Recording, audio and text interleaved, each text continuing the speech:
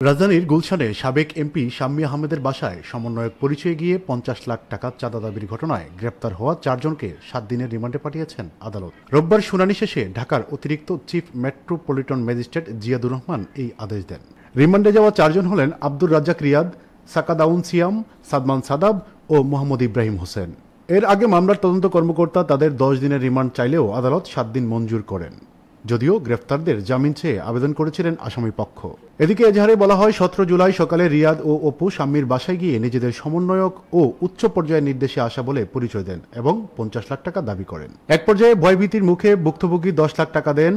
পরে ১৯ ও ২৬ জুলাই আবার গিয়ে বাকি টাকা দাবি করলে পুলিশ ৫ জনকে গ্রেপ্তার করে। এ সময় অভিযুক্ত কাজী গৌরব অপু পালিয়ে যান। ঘটনায় মোট ৬ জনের বিরুদ্ধে মামলা হয়েছে, যদিও অভিযুক্তদের বহিষ্কার করেছে বৈষম্য বিরোধী ছাত্র আন্দোলন ও গণতান্ত্রিক ছাত্র সংসদ। তবে চাঁদাবাজির একটি ভিডিও প্রকাশ্যে আসার পর সামাজিক যোগাযোগ মাধ্যমে তীব্র প্রতিক্রিয়া দেখা গেছে। চাঁদাবাজদের বিচার দাবি করছে বিভিন্ন দল ও সাধারণ মানুষ। S M Shamim, desk report, সদ্য সংবাদ।